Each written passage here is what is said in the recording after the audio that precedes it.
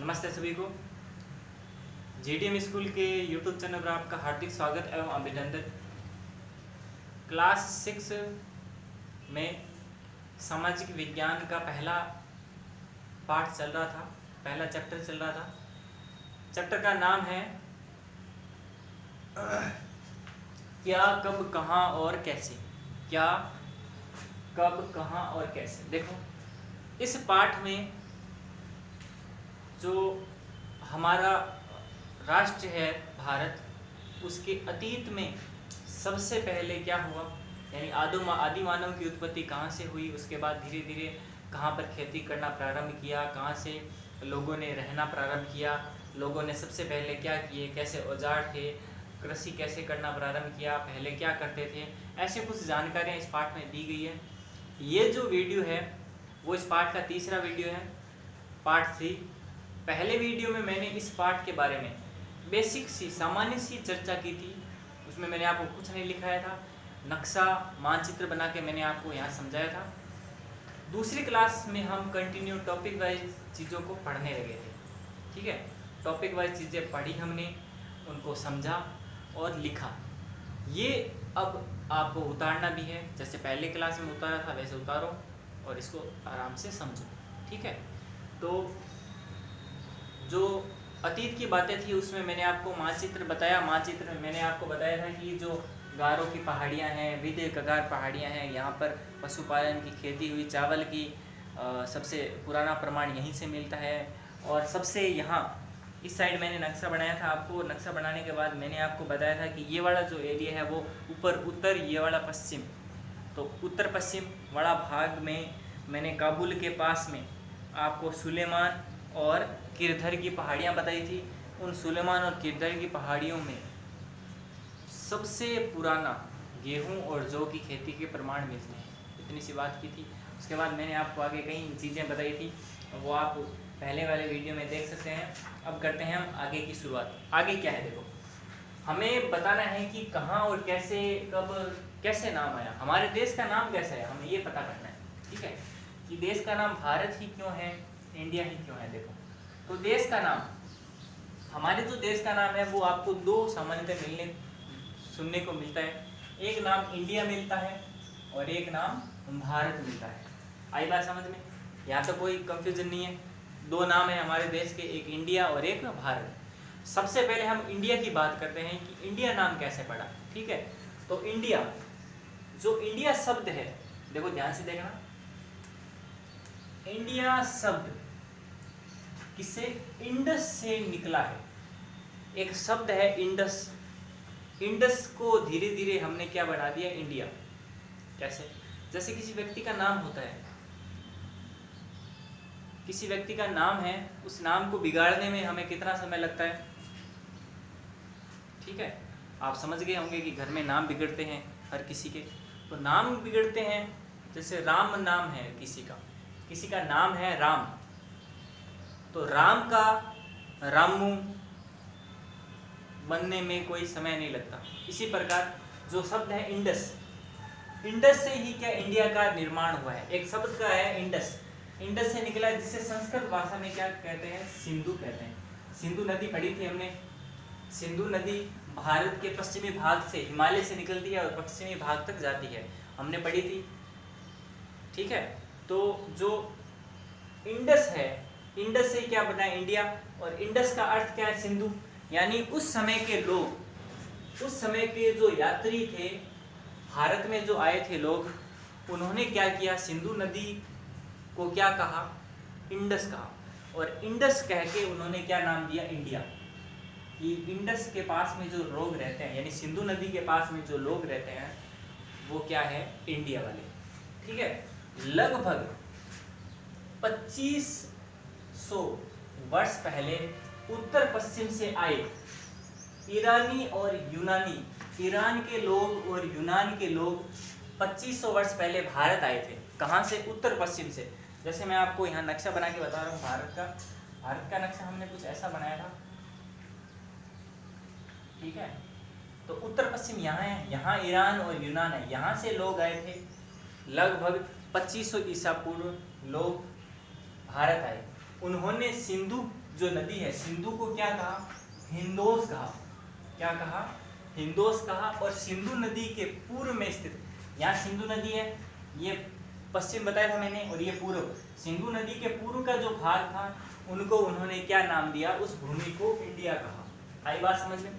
सबसे पहले इंडिया का मतलब आपको समझ में आया गया होगा कि इंडिया कैसे नाम आया। ठीक है, देखें वापस, इंडिया शब्द है वो किससे बना है? इंडस से। और इंडस का मतलब क्या है संस्कृत में? सिंधु। ठीक है, तो सिंधु को क्या इंडस बोला और इंडस से क्या बन गया? इंडिया। लगभग 2500 वर्ष पहले उत्तर पश्चिम से कौन आए थे? ईरानी और यूनानी लोग आए थे। ईरानी और यूनानी लोगों ने सिंधु को हिंदोस कहा। क्या कहा? हिंदोस, क्योंकि उनकी भाषा में स को ह बोलते हैं, स को ह बोलते हैं, शहर को हर बोलेंगे। ठीक है, तो सिंधु को हिंदोस कहा, उनकी भाषा में हिंदोस नाम दिया। और सिंधु नदी के पूर्व में, सिंधु नदी से आए वो, और सिंधु नदी के उस तरफ जो लोग थे, जो भूमि थी, उस भूमि को उन्होंने क्या नाम दिया? इंडिया नाम दिया। क्या नाम दिया? इंडिया। तो इंडिया, आपको पता चल गया कि इंडिया का नाम कैसे पड़ा? इंडिया का नाम कैसे पड़ा वो आपको पता चला। ठीक है, सिंधु नदी के कारण नाम इंडिया पड़ा। ठीक है, क्योंकि सिंधु नदी को इंडस कहते थे और इंडस से क्या बन गया? इंडिया। अगली बात करते हैं भारत शब्द। भारत जो शब्द है वो कैसे पड़ा, ये आप चर्चा करेंगे। देखो, भारत शब्द भारत से निकला है। आप सबको पता है, आपने कहानी सुनी होगी कि भगवान राम के जो भाई थे उनका नाम था भरत, और भरत के नाम पर ही भारत पड़ा है। नहीं, आपको अब एक अलग कहानी सुननी है। कौन सी कहानी? की भारत शब्द भारत से निकला है। किससे निकला है? ये बात तो सही है, भारत से निकला है। भारत एक जन समूह था। क्या था? एक जन समूह। जन का मतलब होता है मानव, बहुत सारे मानवों का समूह था। उस समूह का नाम क्या था? क्या नाम था उसका? उस समूह का नाम था भारत। ठीक है, जैसे मान लो कि बहुत बड़े लोग थे, बहुत बड़े लोग जो थे उन्होंने अपना एक समूह बना लिया। बहुत सारे लोग इकट्ठा हुए, उन्होंने अपना क्या बना लिया? एक समूह बना लिया, कबीला बना लिया। उस कबीले को नाम क्या दिया? भारत। ठीक है, एक जन समूह था, उस जन समूह को क्या नाम दिया? भारत। और वो भारत नाम का जन समूह था, वो कहाँ रहता था? उत्तर पश्चिम में रहता था, यानी सिंधु नदी के आसपास में रहता था। सिंधु नदी से उन्हें पानी मिल जाता, पानी से खेती कर लेते, आसपास के जंगलों में शिकार कर लेते और अपना जीवन व्यापन करते थे। तो अब जो वो लोग थे वो कहाँ रहते थे? भारत में उत्तर पश्चिम में। उत्तर पश्चिम वाला यही वाला हिस्सा, जैसे ये मान लो नक्शा है भारत का, तो यहाँ जो लोग हैं, ये ऊपर वाला उत्तर है और इधर वाला क्या है? इधर वाला है पश्चिम, तो ये वाला क्या होगा? उत्तर पश्चिम। तो उत्तर पश्चिम में रहते थे। इस भारत नाम के जन समूह की जानकारी किससे मिलती है? अब देखो, एक बात हम देखते हैं कि नाम किससे पड़ा? भारत से। भारत नाम से भारत पड़ा, और भारत उस समय का एक कबीला था, क्योंकि वहाँ के लोग थे, उन सारों लोगों को क्या कहते थे? भारत कहते थे। तो जो लोग भारत हैं उनको नाम दे दे कि आपका ये जो जिस क्षेत्र में आप सारे रहते हो वो आपका भारत है, आपका नाम भारत है, और आप जहाँ रहते हो वो आपका क्या है? भारत है। ठीक है, तो उनको भारत नाम दिया। भारत नाम देने के बाद में हमें कैसे पता चला कि भारत नाम का कबीला था कि नहीं था? कैसे पता चला? विश्व का, संसार का सबसे पुराना जो लिखित ग्रंथ है, उस ग्रंथ का नाम है ऋग्वेद। क्या नाम है? ऋग्वेद। संसार का, पूरे भारत का नहीं, पूरे विश्व का सबसे प्राचीनतम लेख कौन सा है? प्राचीनतम ग्रंथ है ऋग्वेद। नाम याद रखना, ऋग्वेद। ऋग्वेद है वो संस्कृत का आरंभिक, संस्कृत का भी है और लिखित भी, सभी प्रकार से पहला ग्रंथ है ये लगभग 3500 वर्ष पुराना है। कितना वर्ष पुराना है? 3500 वर्ष पुराना है।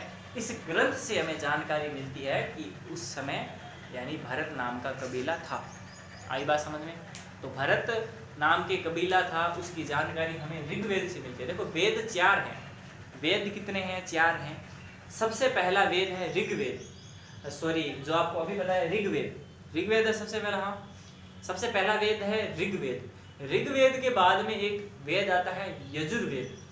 यजुर्वेद के बाद एक वेद आता है सामवेद, और सामवेद के बाद में एक वेद आता है अथर्ववेद। तो सबसे पुराना है कौन सा? ऋग्वेद, और सबसे नया है कौन सा? अथर्ववेद। तो 4 प्रकार के वेद हैं। सबसे पुराना वेद है ऋग्वेद। उसमें हमें जानकारी मिलती है कि उस समय लोग क्या थे? लोग भरत नाम के एक कबीले में रहते थे। आई बात समझ में? आगे देखते हैं, आगे अतीत की जानकारी हमें कैसे मिलती है वो थोड़ी सी चर्चा कर लेते हैं हम, ठीक है।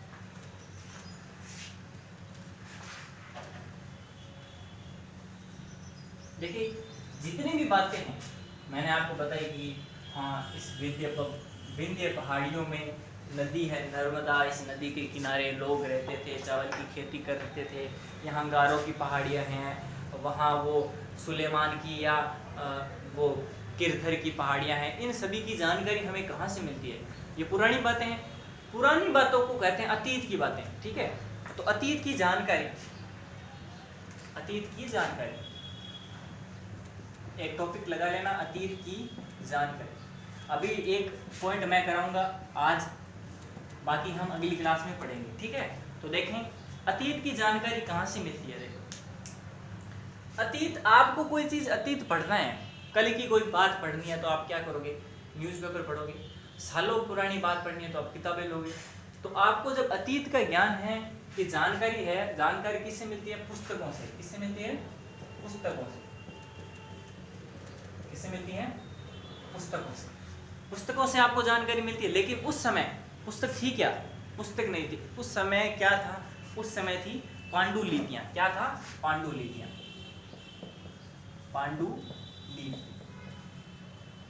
पांडुलिपियां क्या थी उस समय? उस समय थी पांडुलिपियां, ठीक है। तो उस समय पांडुलिपियां थी, क्यों थी?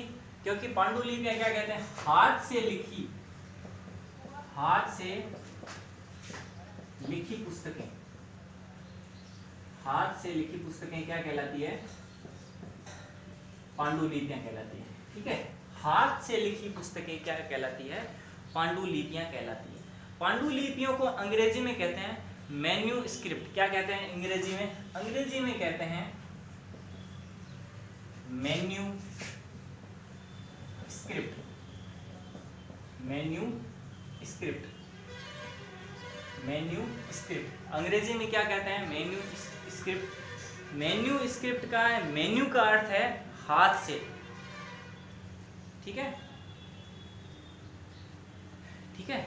ये एक भाषा है, लैटिन भाषा में लिखा जाता है इसको, लैटिन भाषा।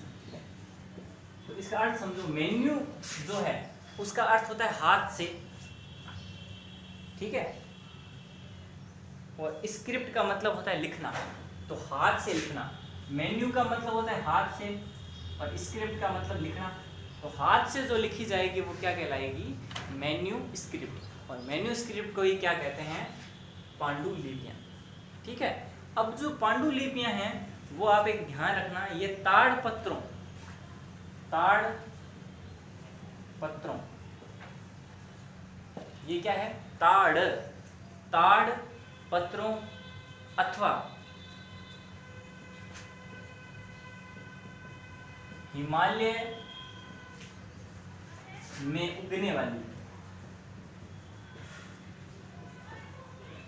हिमालय में जो उगने वाली मूंज नाम की, जो भूर्ज नाम का एक पेड़ होता है, पेड़ की छाल से प्राप्त की जाती है। नाम का पेड़, नाम के पेड़ की छाल से प्राप्त होती है, जो प्राप्त करते थे, ठीक है। तो पहले कागज तो थे नहीं, कागज नहीं है, कागज नहीं है तो अब लिखते किस पर थे? लिखते थे पांडुलिपियों पर। पांडुलिपियां किसकी बनी होती थी? पांडुलिपियां बनी होती ताड़पत्रों, या तो ताड़ का एक पेड़ होता है उसके पत्तों पर, ताड़ यानी ताड़पत्रों मतलब पत्तों पर, या फिर हिमालय में एक भूर्ज नामक पेड़ है उसकी छाल से ये तैयार की जाती थी, ठीक है। तो उन पर फिर लिख लेते थे वो, ठीक है। आई बात समझ में? तो आज के लिए इतना ही, उतार लेना इसको, अच्छे से इसको पढ़ लेना, और जो बाकी की बातें हैं वो हम अगली क्लास में करेंगे। तो तब तक के लिए धन्यवाद।